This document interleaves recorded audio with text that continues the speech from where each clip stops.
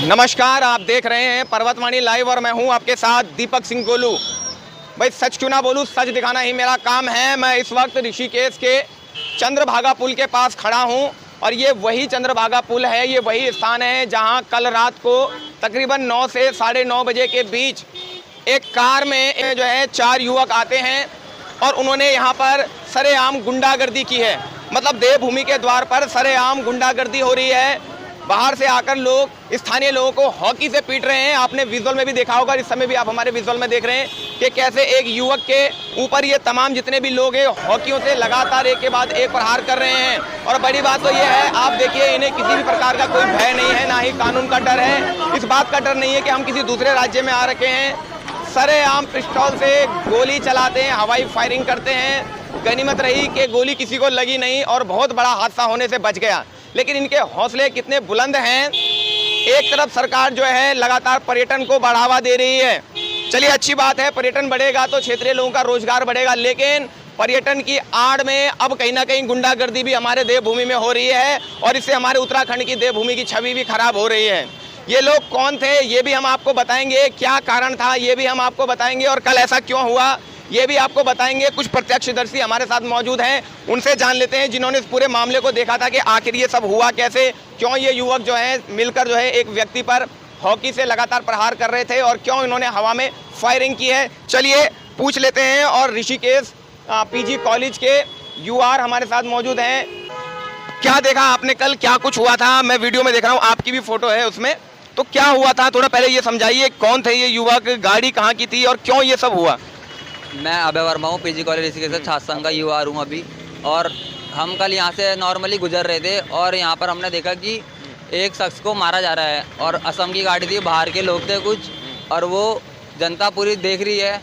लेकिन वो 4 लोग हॉकी से डंडे लाठियों से एक शख्स को मार रहे थे। तो हमने ही ऐसी भाईबंदी के तौर पर हमने उनके पास गए, हमने उनको रोका, छुटाया।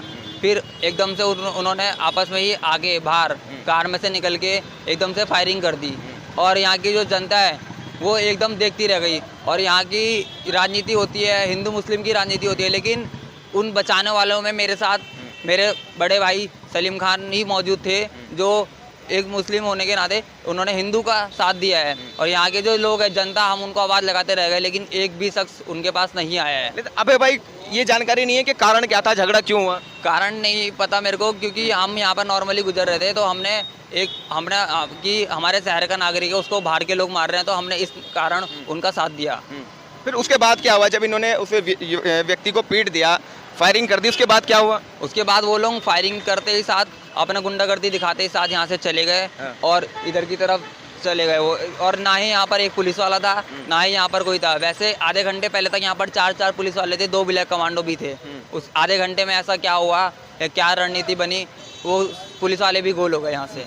ये सरकार की गुंडागर्दी, और ये कुछ सरकार के ही लोग थे जो हमें सुनने में आया। ये श्रीनगर के कुछ, इनमें श्रीनगर के लोग भी शामिल थे। अच्छा। जो कि एबीवी की पार्टी के मौजूद हैं, हमें जहाँ तक सुनने में आ रहा है अभी तक। अच्छा। और इनकी जांच हो रही है अभी।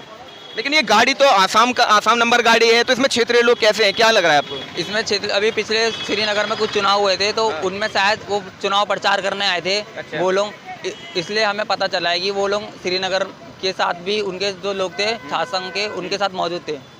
चलिए, बहुत धन्यवाद इस जानकारी के लिए। और देखिए, यहाँ जनता जो है पिटती हुई देख रही थी उस युवक को, लेकिन किसी ने भी इतनी हिम्मत नहीं जुटाई कि मिलकर उन 4 लोगों पर काबू पा सकें।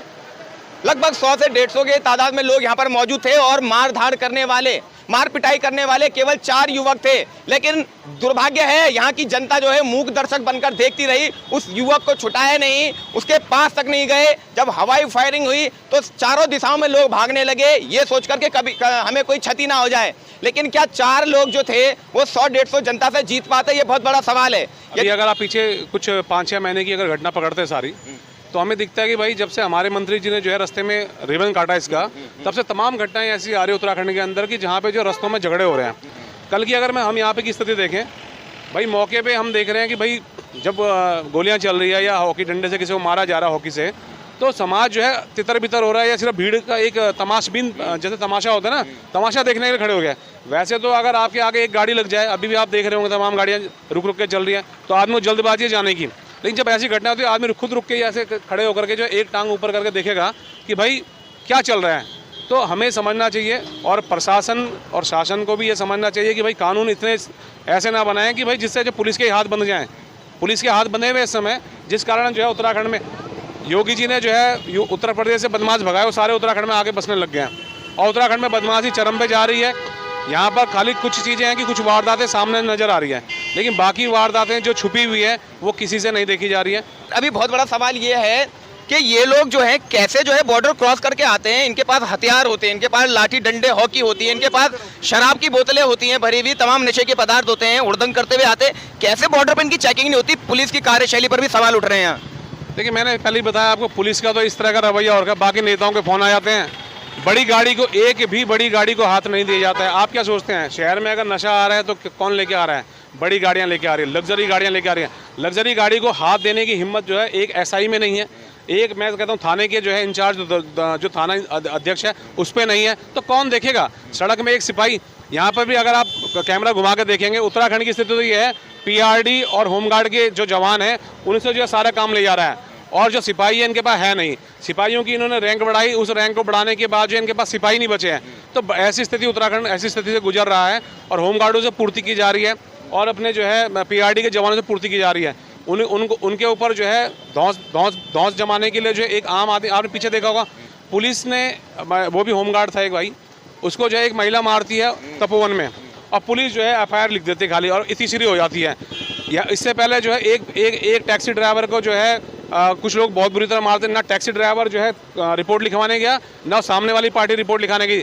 तो हमारे जो थाना अध्यक्ष है वहाँ पर ये मुनिगिरती में क्या नाम है उनका, रितेश शाह जी, तो रितेश शाह जी कहते हैं दोनों कोई आया नहीं तो हम क्या लिखें। पुलिस का सुओ मोटो नहीं है। अगर अभी हम यहाँ पे कुछ हल्ला कर दें तो 151 चालान हो जाता है, 107-16 लग जाती है और यहाँ पर जो है पुलिस कहती है दोनों पार्टियों से कोई आया नहीं। अरे तुम्हारा सुओ मोटो क्या है, खुद का विवेक है कि नहीं है? तो ये तमाम चीज़ें हैं। इस कारण जो है हमारे इस पूरे प्रदेश के अंदर जो है इस समय लोग संकट में चल रहे हैं और लगातार चलते जाएंगे, क्योंकि समाज खुद अवेयर नहीं है। समाज को अवेयर होना पड़ेगा। कानून ने तो अपनी किताब में लिख दिया है, काले अक्षर भैंस बराबर वाली स्थिति हो रही है, वो किताबें बंद है और समाज में जो है लेन देन से चल रहा है सारा मसला। पुलिस को भी जो है खरीदने की ताकत है उनके पास, क्योंकि ताकत क्या, बिकना आसान है ना। पुलिस के हाथ बंधे हुए हैं, उसने करना क्या है? हमारे जो राजधानी के नाक के नीचे ऋषिकेश है और ऋषिकेश की व्यवस्था इतनी लचर है तो हम सोच सकते हैं कि पहाड़ों की व्यवस्था क्या होगी। और इसके पीछे के मैं कुछ फुटेज और देख रहा था कि जिसमें जो है बता रहे कि भाई श्रीनगर से जो है लड़के झगड़ा करते हुए आए थे, लोग जो लड़के थे वो श्रीनगर से करते आए, पहाड़ टीवी की न्यूज़ थी। तो उसमें जो आप सोच सकते हैं कि उनका इतना मन बना हुआ है, इतना मतलब मन प्रबल है कि वो जो है वहाँ से झगड़ा करके आए, फिर यहाँ भी उद्यम मचाया और फिर दोबारा भाग गए इधर को। तो सोचने वाली बात है, जबकि पहाड़ में उन्हें पता है कि एक ही रास्ता है। तो ये वो वाली स्थिति कि पुलिस, अगर अपराधी को बचना होता है ना पब्लिक की मार से, तो वो क्या करता है, पुलिस के संरक्षण में घुस जाता है और पुलिस उन्हें बचा लेती है। क्यों? क्योंकि वहाँ पे जनता हाथ बांध के ऐसे खड़े हो जाती है, ठीक है हमने पकड़ लिया है। तो हम कहीं शाबाशी नहीं देना चाहेंगे, हम तो इस बात को प्रश्न उठाएंगे पुलिस के ऊपर कि यहाँ से देवप्रयाग पहुँच कैसे गया हो।